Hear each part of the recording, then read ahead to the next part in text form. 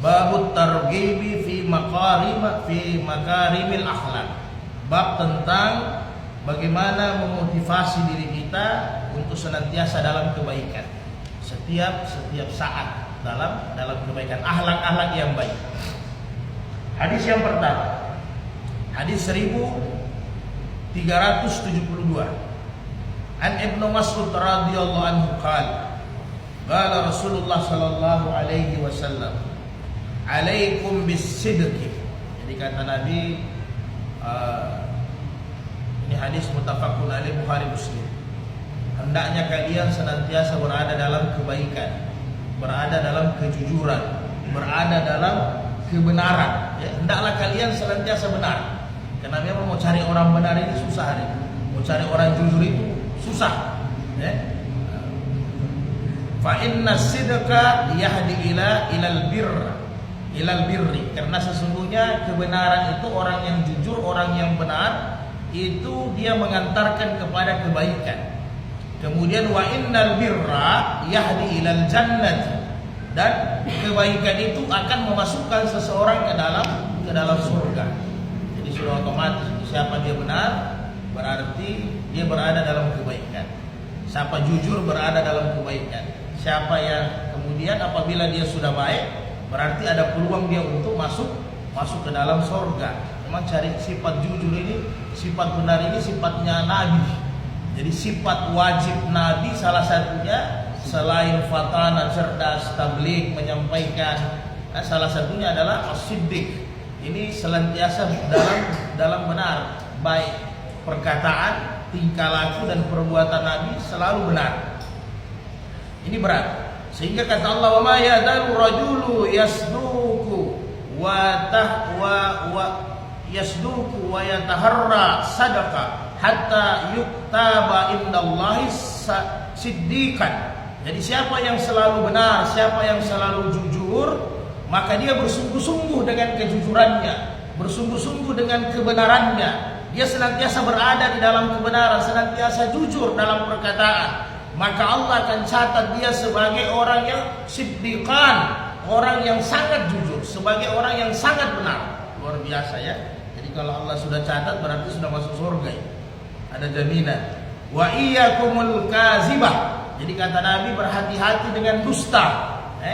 Berhati-hati dengan papan dusta. Ini yang hari ini yang banyak yang begini. Kalau mau cari orang dusta, banyak sekali. Banyak. Apalagi orang-orang yang rapi-rapi itu lebih banyak pandustahnya. Jangan orang main di proyek. Semua bidang ya. Utamanya yang di bidang hukum, advokat, hati-hati, pengacara, hakim, jaksa, semualah bertanggung jawab, pemimpin. Hati-hati. Berhati-hatilah kalian dengan dusta. Tinggalkan dusta. Fa innal kaziba yahdi ilal fujur.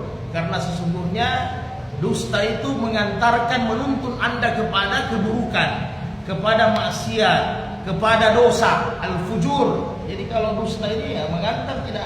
Orang yang sering dusta, orang yang sering tidak jujur, ya pasti secara tidak langsung sudah dituntun oleh kebohongan itu kepada dosa, kepada maksiat. Sehingga wa innal fujara yahdi ilan nar. Dan ingatlah bahwa sesungguhnya apabila kita sudah berada dalam kemaksiatan, dalam keburukan, dalam dosa, berarti yahdi ilan nar, berarti kita sudah dituntut untuk masuk ke dalam neraka. Jadi otomatis ya. Wa ma yazalur rajulu yakzibu wa yataharral kadhiba. Maka kata Nabi, tidaklah seseorang dia selalu dusta, selalu bohong, bersungguh-sungguh dengan bohongnya. Bohong itu sudah menjadi pakaiannya, dusta itu sudah menjadi kebiasaannya, dianggap mudah itu berdusta. Maka apa? Hatta yuktaba indallahi kazzaban. Maka Allah akan catat bagi dia adalah seorang yang betul-betul pendusta. Nauzubillah, summa nauzubillah min dzalik ya. Jadi secara hukum ya namanya benar, namanya lawan kontranya jujur, dusta berarti haram. Ya. Jadi kalau perintah Allah ya ittaqullah wa kunu ma'as shadiqin. bertakwalah kepada Allah, senantiasa berada dengan orang-orang yang benar. Jadi membiasakan diri kita jadi jujur, harus berrekan dengan orang-orang yang jujur. Itu otomatis. Kalau kita selalu berteman dengan papan dusta, kalau orang Selatan bilang apa? Pembelian. Kalau orang Sulbar bilang pallo-solo-soa. Kita orang Kali sini bilang apa? Kalau pembohong. Pak Bote itu apa? Jadi kira-kira begitu.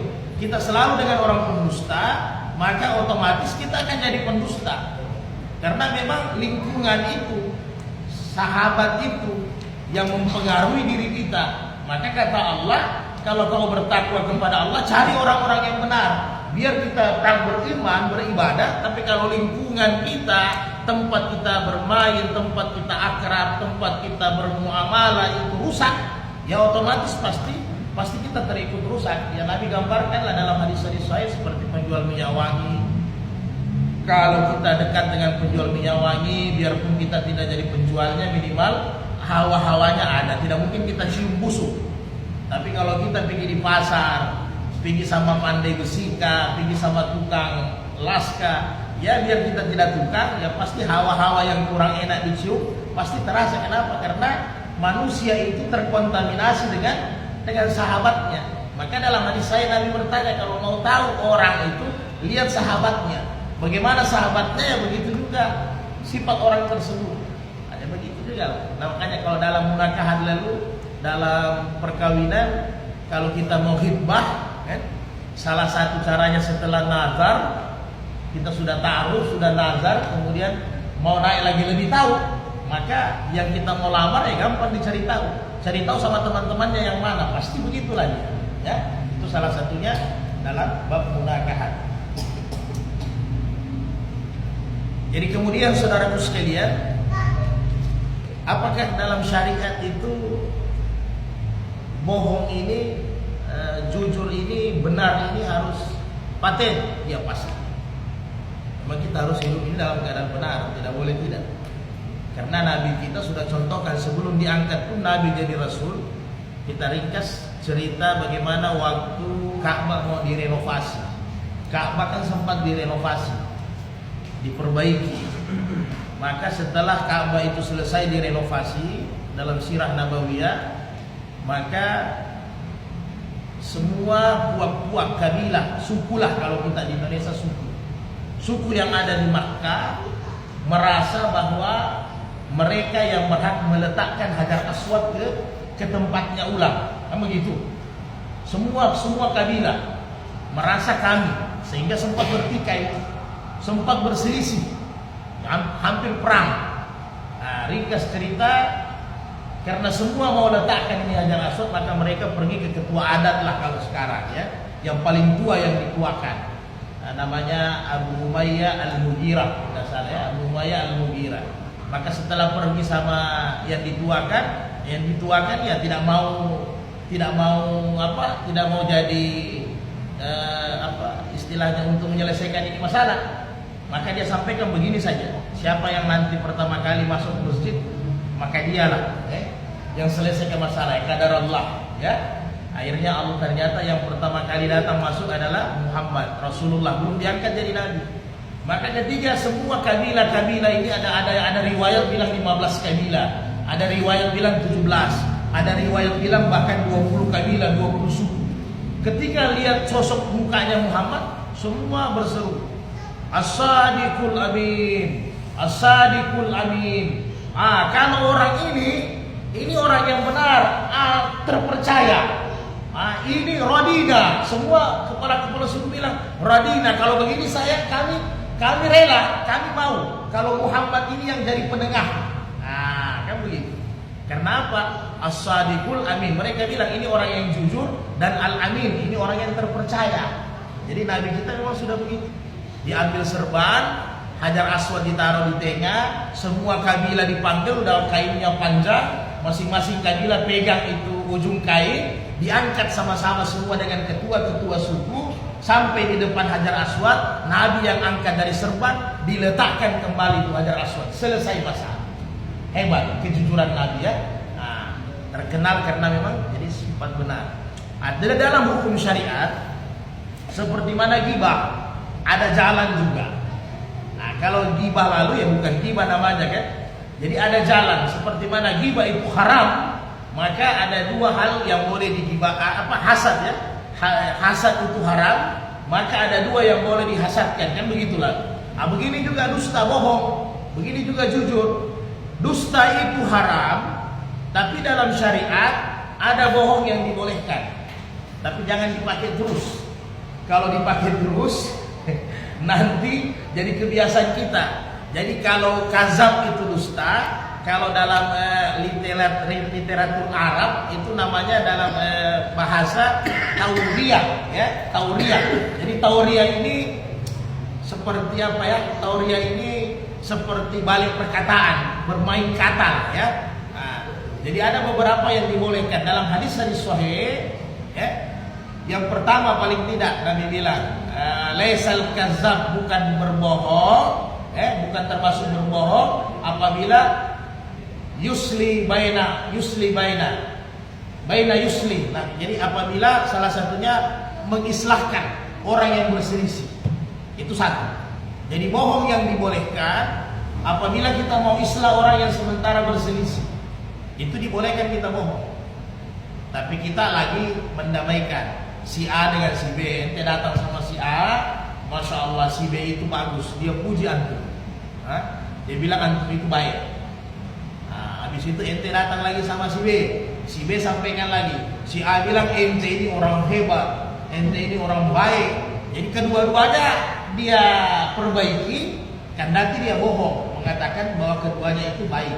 Maka ini dibolehkan. Ini pernah terjadi dulu sahabat antara Ali dengan Muawiyah. Perang apa ya? Siffin ya. Ini Ali dengan Muawiyah. Jadi sahabat satu ini sebenarnya tidak terjadi perang. Inilah orang-orang munafik yang ada di dalam. Jadi sahabat itu datang ke Muawiyah, tanya, memang Muawiyah bagus juga. Simple. Ali itu orangnya hebat, anak mantu Nabi, as-sabiqul awwalun, pintunya ilmu, semua kebaikannya Ali. Hanya itu Muawiyah sayangkan belum tuntas urusannya Utsman, siapa pembunuhnya, langsung ada bayat kan begitu. Tapi dia tutupi. Begitu juga sama Ali. Semua kebaikan-kebaikan. Jadi Ali, Muawiyah cerita antum ini orang hebat, antum ini pintu ilmu, antum ini remajanya di surga, antum ini begini ya. Jadi begitu juga Muawiyah. Ali bilang Muawiyah itu bagus begitu. Jadi sudah bagus islah. Hanya pada malam hari sebelum ketemu besoknya supaya islah. Jadi supaya semua pasukan pulang, malam hari orang-orang munafik pun panah api ke kemnya Muawiyah, kemudian dia panah juga api ke kemnya Ali. Jadi seolah-olah ada pengkhianatan, maka terjadilah perang. Inilah orang-orang munafik ya, masuk di tengah-tengah, ini bahayanya. Sebenarnya besok pagi sudah ada perjanjian mau damai, sudah menangis Muawiyah, sudah menangis Ali. Jadi orang lagi istirahat, lempar panah api ke sana, lempar panah api ke sana. Berselisih lah, kurang ajar. Jadi bohong dalam berselisih boleh kalau ada perselisihan. Biasanya banyak pertengkaran suami istri, ya. Kalau kita mau islahkan, boleh sebut kebaikan. Kemudian yang kedua, tentunya dalam peperangan. Jadi bohong dalam peperangan itu dibolehkan untuk strategi. Karena kalau dalam perang tidak bohong nanti ente kalah, ya. Taruh ranjau baru ditutup dengan tanah, itu kan bohong. Itu taktik siasat, tidak ada masalah. Atau ada kode-kode khusus yang dipakai, itu bohong dalam keadaan begitu juga dibolehkan. Kemudian yang ketiga, bohongnya suami atau bohongnya istri kepada pasangannya. Tapi yang paling banyak itu bohongnya suami kepada istri, boleh. Jadi kayak Nabi kalau makanan agak bergaram, Nabi bilang alhamdulillah maha suci Allah menciptakan ini garam dalam keadaan asin, jadi tidak celah makanan. Nabi juga sering begitu. Bagaimana rasa makanan? Alhamdulillah lezat. Kita harus begitu juga sama istri. Karena kalau kita terlalu jujur bahaya juga. Atau istri sudah masak, tiba-tiba sudah masak, kemudian kita sudah makan di luar. Ini paling marah perempuan. Kalau dia sudah masak, ente tidak masak masakannya, silakan. Bisa-bisa tidak masuk kamar ente 1 hari 1 malam sampai 7 hari. Jadi tinggal, oh iya saya belum makan. Ini bohong dibolehkan, jangan sampai. Tapi bukan ente jual lagi ya, bukan bohong kita kawin lagi, bukan bohong kita yang lain. Ini bohong-bohong yang dibolehkan supaya rumah tangga itu aman ya. Kemudian bohong yang lain itu seperti yang Nabi buat, menyelamatkan nyawa orang. Tapi Nabi di situ tauriah, bermain kata ya. Nah, jadi ketika ada yang mau dibunuh lewat, yang ngejar ini sama Nabi tanya, ada lihat orang lewat tadi, ini pegang bunuh separang kan. Jadi Nabi sempat berpindah kaki sedikit lah ya, kira-kira selangkah lah. Nabi sempat berpindah begini. Nabi bilang setelah saya di sini berpindah, tidak ada saya lihat orang, nampak orang yang lewat. Artinya Nabi tidak salah karena Nabi sudah bergerak. Nah, jadi Nabi tauriah, kalau orang Arab bilang bermain kata. Kalau orang Selatan bilang apa, taulise. Nah itu kalau taulise juga terlalu banyak apa dusta itu, yang berlebihan ya, jual-jual barang apa semua ya. Artinya ini Nabi menyelamatkan jiwa, sehingga Nabi bilang saya tidak nampak orang yang lewat. Nah, jadi dibolehkan kita berbohong karena menyelamatkan orang. Kira-kira begitu ya, dalam status bohong. Tapi kalau manipulasi semuanya hati-hati. Manipulasi catatan, manipulasi dokumen dan sebagainya hati-hati. Itu dusta.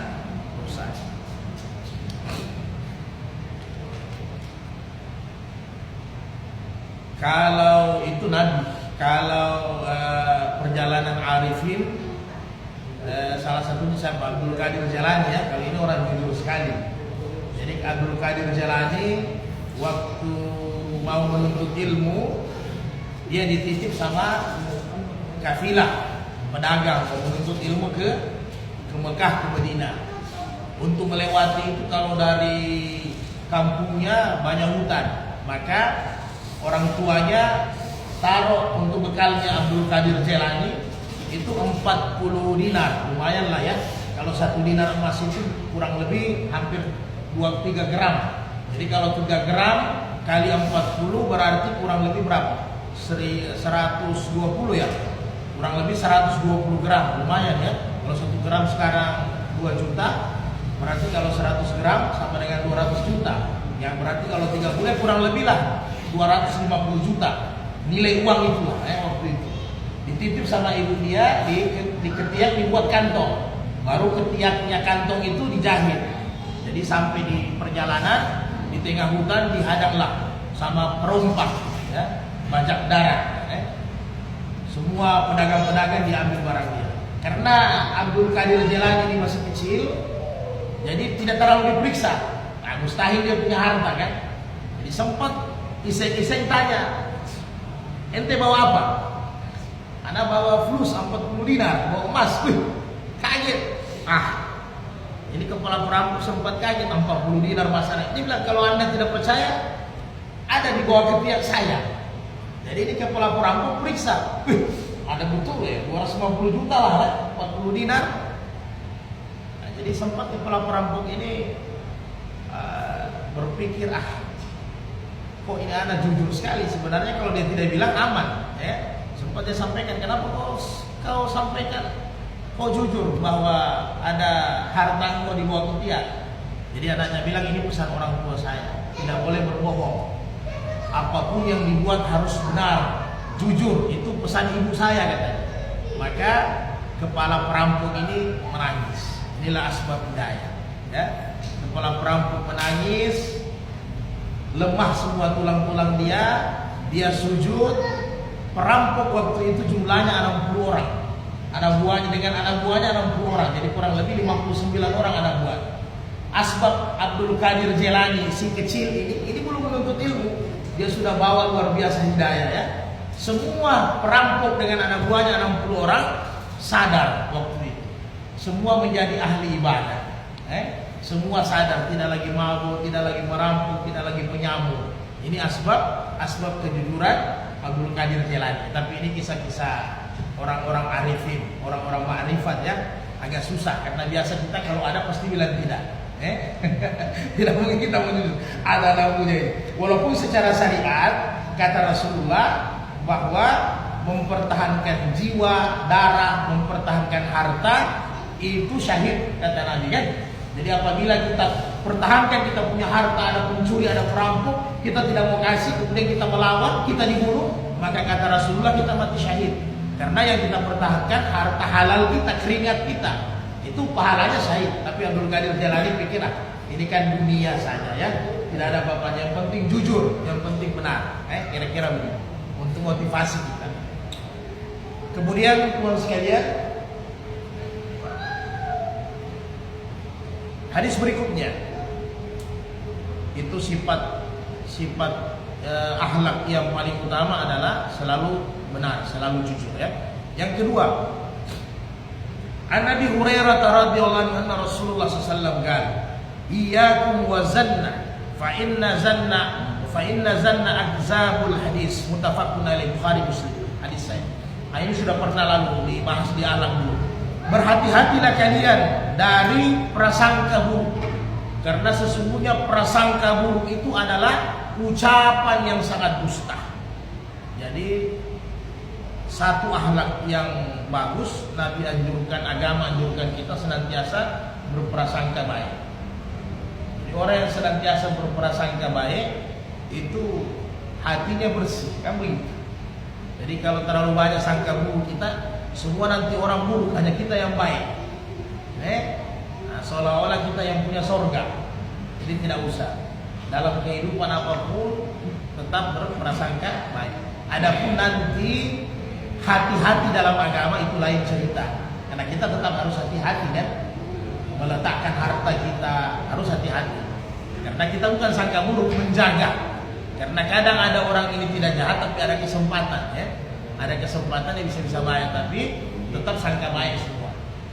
Bahkan apa yang Allah berikan kepada kita, dapat musibah ya, dapat cobaan, maka sangka baiklah. Karena bisa jadi kalau Allah tidak beri begini, Allah tidak kasih ini, kita akan kira-kira begitu. Jadi tidak usah ada menyesal. Kenapa saya tidak kerja di situ? Kenapa saya tidak ini? Sangka baik sama Allah semua ya. Sangka baik. Gimana sih?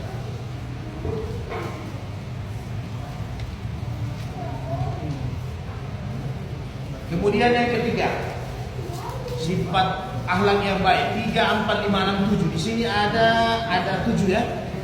Abi Sa'id Al-Khudri radhiyallahu anhu qala Rasulullah, "Iyyakum wal julusa alat turukati." Hindarilah kalian duduk-duduk di pinggir jalan. Ini juga itu. Ini anak-anak muda hari inilah suka-suka, ibu-ibu juga suka duduk-duduk di pinggir-pinggir jalan depan rumah ya. Sebenarnya Nabi bilang hindari ya, kalau bisa dihindari. Tapi yang namanya sahabat yang muda-muda ini dikasih tahu. Sahabat qalu ya Rasulullah, ma lana buddun min majalisina tahaddasu fiha. Jadi ya Rasulullah, kan rumah-rumah kami ini tidak terlalu besar. Itulah rumah-rumah di zaman Nabi ya. Rumah-rumah kami juga tidak punya tempat yang banyak untuk ngumpul-ngumpul. Nah, karena kalau rumahnya Nabi kan sudah kita bahas lalu, kurang lebih Nabi punya rumah itu hanya ukurannya sampai dapur 5x5 ya. Bagaimana sahabat ya? Karena Nabi sampaikan begitu. Kalau sahabat Ibnu Umar pernah perbaiki dinding, Nabi sampaikan lebih lama itu dinding daripada ente punya nyawa. Begitulah Nabi motivasi sahabat supaya keimanannya tetap terjaga kan. Kalau sekarang kan berlomba-lombanya lain kalau satu tingkat tambah 2 tingkat tambah terus. Jadi kata sahabat kami itu tidak punya tempat yang banyak, hanya biasa di depan rumah saja. Kami cerita-cerita satu sama lain, diskusi-diskusi, begitulah. Mereka ajukan protes lah sama Nabi. Maka kata Nabi, fa'amma iza ataitum fa'atu tariqa haqqahu. Nabi bilang oke lah ya, kalau memang Anda sudah tidak ada tempat lain kecuali depan rumah, dekat jalan Anda cerita-cerita. Tapi kata Nabi, hendaknya engkau tunaikan haknya jalan ya, tunaikan itu haknya jalan. Jadi jalan itu punya hak. Nah, maka qalu, mereka bertanya, wa ma haqquhu, apa itu haknya jalan ya Rasul yang harus kami tunaikan? Kata Nabi, 1. Ini berarti Guddul Bashar. Ini berarti surat An-Nur ya, nanti lihat tundukan pandangan. Jadi kalau mau duduk-duduk depan rumah pinggir jalan, mampu enggak tundukan pandangan? Apalagi kalau sore-sore kan, cobaannya banyak. Ya. Kalau di kota terlalu banyak kita pusing. Nah, kalau daerah Pantai Barat, Pantai Timur, kalau sore di pinggir-pinggir rumah memang banyak itu yang bagus-bagus kan. Nah, orang-orang lewat. Jadi hati-hati. Mampu tidak gudul basyar, tundukkan pandangan kata Nabi. Kenapa? Karena biasanya kalau pinggir jalan depan rumah macam-macam kita lihat. Makin banyak dosa kan? Ada biasanya kita punya alasan kan satu kali tidak dosa. Itu dengan orang yang satu, orang yang lain lagi lewat baru satu kali juga, tidak dosa. 10 kali lewat aja. Nah, jadi tentukan pandangan. Jadi tentukan pandangan ini salah satu akhlak yang baik. Ya. Tapi dalam tentukan pandangan jangan kaku juga. Ya. Nanti diperbaikan kita sama kalau hari yang nakal, yang agak gini, yang tidak apa perempuan aja ente tunduk pandangan dia makin dekat sama ente. Jadi ente juga ekspresinya jangan kaku. Ya, dicari celah yang bagus. Kalau terlalu kaku repot. Astagfirullahaladzim. Nanti hari yang lewat atau siapa yang lewat tersinggung. Terus saya berarti ente istighfar sama saya. Seharusnya ente lafaz subhanallah, saya ciptaan Allah indah. Kan kalau hari yang pintarnya begitu kan. Kenapa ente istighfar? Ente harus subhanallah, saya ini nikmat ciptaan Tuhan. Ya, kalau dia pakai hadis lagi, ya kan?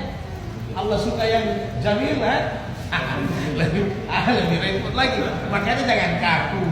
Jadi kalau memang mau tunduk pandangan, ya adalah cara. Jangan juga dengan refleks badan dengan kata-kata astagfirullahaladzim. Yang begini ini yang parah ini Pak. Pasti dia hayalkan terus itu. Karena kelihatan, jadi santai saja lah.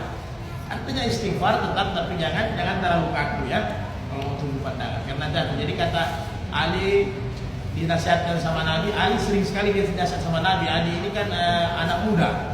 Tundukkan pandanganmu ya Rasul. Bagaimana kalau kami tidak sengaja? Nabi bilang ya 1 kali rahmat. Tapi kalau 2 kali nanti jadi rahmatia kan. Jangan sampai 2 kali. Jadi tundukkan pandangan. Itu satu hak jalan. Kemudian wakaful azab. Jangan mengganggu orang yang lewat. Nah, ini juga kita kalau ada kendaraan, itu jalan harus haknya dikasih. Jadi kalau kita parkir, diperkirakan, dipikirkan itu dosa Pak. Karena kita tidak tahu itu jadi dosa jariah untuk kita. Ente parkir sembarangan saja, orang lewat terganggu, semacam-macam orang bilang. Masih bagus kalau di Palu, kalau di Manado, semua yang di hutan dia bilang semua. Dari B2-nya, apanya, semua dia bilang. Jadi ente jadi dosa juga gara-gara orang dosa gara-gara ente. Jadi parkir yang normal. Yang memang badan jalan jangan ente parkir. Cari tempat parkir, jangan sempitkan jalan. Begitu juga kalau kita dulu di pinggir jalan jangan ganggu orang yang lewat. Akhirnya orang yang lewat jadi sempit. Gara-gara kita rame-rame dulu cerita-cerita, jalan jadi sempit. Itu yang kedua. Jadi salah satu akhlak adalah jangan mengganggu orang yang jalan. Apalagi kalau hari sudah lewat. Ya cewek cantik sekali ya. Ini tegang, gombal adanya orang. Jadi cerita-cerita yang bermanfaat. Kemudian yang ketiga, waruddus salam. Menjawab salam wajib. Karena biasa kita kasihkan cerita ada yang lewat beri salam, kita sudah tidak jawab salam. Memberi salam itu hukumnya sunnah. Menjawab salam hukumnya wajib. Jadi harus kita jawab. Ya? Karena orang yang berkendaraan harus memberi salam kepada orang yang berjalan. Yang berjalan memberi salam kepada yang duduk. Dan wajib untuk dijawab. Jadi itu hak. Yang ketiga, haknya jalan adalah memberi salam. Yang keempat, wa'amma, ini yang susah. Wa'amru bil ma'ruf. Mengajak kepada kebaikan. Jadi kalau sudah azan di masjid, jangan ikut dulu sampai hilang waktu salat. Nah ini ente harus berani ingatkan dia, dakwai mereka. Ya, ingatkan waktu salat terus. Kita salat dulu, masjid dulu. Jangan terbalik kita dulu di jalan, kita yang terdakwai kan. Akhirnya lewat waktu salat, sudah dapat dosa. Jadi Nabi bilang kalau ini terpenuhi ya boleh ente dulu di pinggir jalan. Nah, kemudian yang kelima, wa nahyu anil munkar. Hendak berani kita larang kemungkaran. Kalau dulu jangan ada teman-teman main judi, ya ente harus larang. Tak boleh ente ikut nonton. Di situ mereka ada khamar, ente harus larang. Jadi bukan hanya amar ma'ruf nahi munkar juga harus. Karena biasanya begini, kita beralasan begini, anak hanya duduk di majelis itu, saya tidak minum, ini prinsip orang, saya tidak judi, tapi saya duduk di situ. Ini ijma sepakat ulama secara hukum Islam, kalau kita duduk nonton di situ, maka kita sama dengan orang yang mabuk, orang penjudi. Kenapa? Penikmat. Kita penikmat. Bahkan kalau hamar, lalu sudah kita jelaskan hamar sampai 7 orang yang berdosa. Bukan hanya orang yang play, yang sarapnya, yang minumnya, bukan hanya yang kasih flus, bukan hanya yang punya tempat, bukan hanya yang buat, bukan hanya yang membeli, bukan yang kasih uang saja. Sampai 7 orang terkait dosa. Oh, anak tidak main, tapi anak punya tempat dipakai main bala-bala, pakai main judi. Dosa yang sama, anda punya dosa. Tidak bisa. Anda penikmat. Nah, ini juga biasa. Umpamanya kita, saya hobi sport, hobi olahraga. Semua olahraga kan ada judinya sekarang, Pak Mas ya. Umpamanya bulu tangkis. Ini didakwai. Kalau tidak mampu dakwai, berhenti. Kan begitu. Ditanggung jawab yang dari kemudian. Nah, tiba-tiba teman kita kan istilahnya KB. Istilahnya kalah bayar. Kalau BB, kalau bayar bersama itu kurang seru katanya. Tidak menggigit. Jadi kita main umpamanya badminton kalah bayar. Walaupun ya supaya tidak banyak dosa katanya, jangan pakai plus. Pakai apa? Teh pucuk. Pakai teh pucuk. Jadi siapa yang menang belikan teh pucuk. Yang kalah ya dia yang beli, kan begitu. Hukumnya judi. Atau bola, KB, kalah bayar. Ya kan? Jadi saat kita main badminton, siapa yang kalah dia bayar bola. Judi. Karena ada barang yang dipertaruhkan. Tidak bisa. Nah, kemudian kita yang nonton. Oh, saya tidak dapat dosa. Ya kan? Kenapa? Saya kan hanya nonton. Berarti Anda penikmat. Jadi ketika ada judi di situ, ada khamar di situ, Anda cabut. Jadi aturannya simpel, boleh. Nanti nahi munkar. Ya kan? Nahi munkarnya bagaimana? Man ra'a minkum munkaran falyughayyirhu tangan. Biadihi, tangan kita mampu enggak? Ente larang. Kalau ente tidak mampu larang, fabil lisani, mampu tidak? Ente nasihat itu haram, bos. Ya kan? Nah, kalau tidak, ente tinggalkan. Jangan bergabung di situ. Anda jadi penikmat. Ente bilang, wah mantap, bagus bos, mantap. Ente tepuk tangan lagi, sama, dosa haram. Tidak bisa, tidak main-main. Jangan kita anggap remeh. Jadi silahkan Anda mau bergaul dengan orang jalan. Nabi bilang, duduk-duduk di pinggir jalan silahkan. Tapi tunaikan ini hak, ya. Tunaikan, tundukkan pandangan, jangan ganggu orang yang lewat. Tundukkan pandangan, muliakan orang yang lewat. Ya. Kemudian jawab salam, afsus salam, ruddus salam. Kemudian amar ma'ruf nahi munkar. Waktu salat ingatkan, ingatkan orang ini waktu salat. Jadi kalau tidak bisa begitu jangan duduk-duduk. Jangan suka kumpul-kumpul. Jadi kan hanya di zaman Nabi ya duduk-duduk depan rumah. Kalau sekarang kan komunitas lah ya, komunitas sepeda-sepeda kah, komunitas motor-motor kah, komunitas ojol online kah. Silahkan Anda berkomunitas, tapi ingat hak-hak ini dipenuhi. Jangan gara-gara komunitas teman-teman Anda minum, teman-teman Anda berjudi, Anda biarkan. Waktu salat Anda tidak ingatkan mereka, ingatkan, tetap ingatkan. Jangan bosan-bosan. Tinggal sebenarnya kalau dakwah dengan teman-teman jauh lebih bagus kan. Biar agak kasar-kasar sedikit mulut, tidak apa-apa. Yang repotnya kalau sama orang lain kan, harus dicari dia punya selat. Nah, jadi harus berani. Jadi syaratnya itulah. Kalau mau duduk-duduk di pinggir jalan, kalau bisa ya alhamdulillah. Jadi apalagi kalau mengemis sudah jelas haram. Jangan lagi mengemis. Haramnya adalah hina. Tapi pekerjaan yang paling dibenci Allah kata Nabi halal, ya, pengemis. Jadi jangan sampai mengemis. Ya.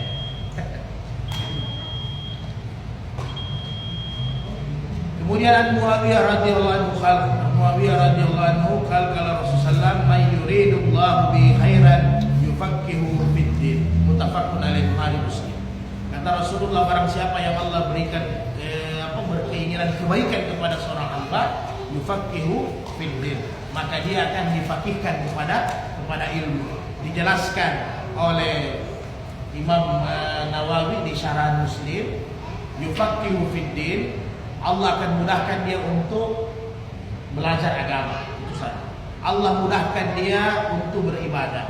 Allah mudahkan dia melaksanakan ketaatan. Ya. Kemudian Allah mudahkan dia untuk beribadah kepada Allah. Jadi semua.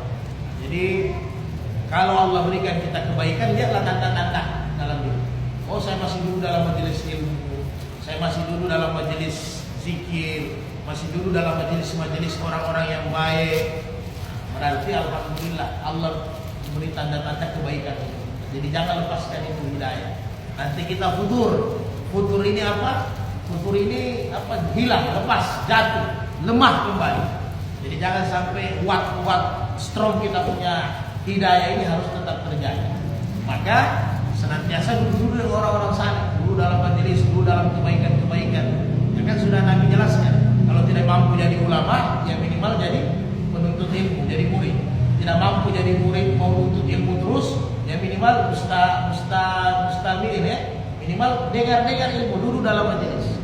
Yang tidak mampu muhibbat, jangan benci orang yang berilmu, cinta sama ilmu. Walaupun tidak mampu menghafal Quran, tapi kita upayakan tetap belajar. Paling tidak mendengar dulu. Karena itu semua kebaikan yang Allah inginkan kepada seorang hamba, Allah fakihkan kepada agama. Kemudian ada sebuah hadis lagi. An Abi Darda radhiyallahu anhu kalau Rasulullah, "Ma min syai'in fil mizani asqala min husnil khuluq." Akhrajahu Abu Dawud wa Tirmizi wa sahihahu. Jadi nanti di hari kemudian asqala mizan, timbang yang berat dalam timbangan sebenarnya adalah kata Nabi husnil khuluq, akhlak yang baik. Itu berat dalam timbangan. Akhlak yang baik itu berat dalam timbangan. Sopan, senyum, ya. Itu senyum akhlak. Itu yang berat dalam timbangan. Jadi kalau senyum saya setiap mati, gimana mau beratnya punya timbangan? Jadi akhlak yang baik itu memberatkan timbangan. Jadi kadang kita berpikir, oh salat yang ditimbang saja, puasa saja yang ditimbang, zikir kita, baca Quran kita yang ditimbang. Bukan hanya itu. Justru akhlak kita kepada manusia itu timbangannya berat. Berat karena efeknya lebih luas, manfaatnya lebih luas. Ente bantu ente punya saudara, tiba-tiba dia mungkin lapar, dia tidak meminta, ente hidangkan makanan, kasih dia makanan satu piring. Ya? Ini teman berarti sadik, berarti dia orang ibadah. Kenapa berat? Dia ucapkan alhamdulillah, asbab antum dia makan. Apalagi kalau dia ngerti agama. Allahu at'im at'aman. Ya Allah berikan makan kepada yang memberi saya makan. Kalau sempat dia doa begitu lebih hebat lagi. Wasqi man sakana. Berikan minum kepada orang yang beri saya minum ya Allah. Luar biasa. Setelah itu diangkat takbir waktu salat. Pahala dia sembahyang ente ambil tidak? Ente dapat juga. Inilah yang memberatkan, akhlak ini memberatkan. Kebaikan akhlak ini memberatkan timbangan. Jadi kalau hanya salat ya kita sendiri. Itu pun salat nanti saringannya banyak. Makanya orang salat itu celaka kawan. Ya jelas apalagi tidak sembahyang. Karena banyak lalainya, khusyuknya, ya kan? Kita yakin 4 rakaat ada 1 rakaat yang khusyuk. Yakin 4 rakaat ada 1 rakaat yang khusyuk sudah luar biasa kata ulama. Karena belum tentu kan. Karena kadang takbirnya khusyuk. Pas mau baca Al-Fatihah ada tahiyat. Tidak bisa, mau sempurna khusyuk. Kadang tidak ada diingat, tapi kosong. Error kan? Kadang tidak sadar. Lupa baca tasbihat, lupa baca doa ruku, lupa jumlah rakaat. Tidak bisa kita khusyuk total. Apalagi kalau bilang kita dari rumah ke masjid hari lagi marah-marah. Tanpa tidak khusyuk, susah ente cari selat, kacau. Karena memang mesinnya itu di situ. Iya, tak main-main itu. Nanti rasakan. Jadi tidak usah begitu. Suami mau pergi kerja saja ke kantor, atau dia ojok lah, ojok online. Kalau sudah bentrok dengan istri di rumah pagi, kacau di jalan. Kucing lah diinjak, macam-macam lah. Ini guru. Kalau pagi-pagi di rumah sudah bentrok, makanya kata Nabi, seorang laki-laki yang beruntung itu pagi-pagi, ya, keadaan rumahnya aman. Memang betul. Karena kalau sudah tidak aman pergi mengajar, habis dia sapu semua murid-muridnya itu. Karena kacaunya dari hari, kan? Kacaunya dari hari. Semua begitu, Pak. Iya. Orang-orang ceramah begitu juga. Kalau lagi kacau dari rumah tangga kosong, blank. Karena ada yang dia pikir kan. Jadi luar biasa. Berakhlak yang baik ya. Ternyata akhlak yang baik senyuman. Akhlak yang baik itu adalah yang memberatkan. Bahkan Nabi ajarkan kita akhlak yang baik bahkan dalam salat. Nabi bilang berlapang-lapanglah dalam saf. Berlapang-lapanglah dalam saf salat. Itu sudah dikasih akhlak yang baik. Laki-laki diperintahkan secara syariat kalau sujud ya, kalau sujud kan harus begini. Ini terangkat dan keluar. Itu aturan syariat ya. Kalau perempuan harus masuk. Nah, begini. Kalau perempuan kan masuk begini. Laki-laki begini. Tapi kalau salat sendiri, oke lah. Tapi jangan berlebihan. Kalau salat berjamaah, Nabi bilang berlapang-lapang, mudahkan orang di samping kau. Bayangkan, sampai tingkat itu Nabi ajar akhlak dalam salat. Kalau ente ekstrim dalam salat, ente sudah pasang begini, ini kena mukanya Said, ini kena mukanya orang. Bisa. Berlapang-lapang, buat sesederhana. Bahkan dalam salat pun Nabi ajar kita akhlak yang baik. Dibayangkan. Jadi demikian kira-kira. Nanti kita sambung lagi hadis-hadis yang berikut. Ada masalah silakan.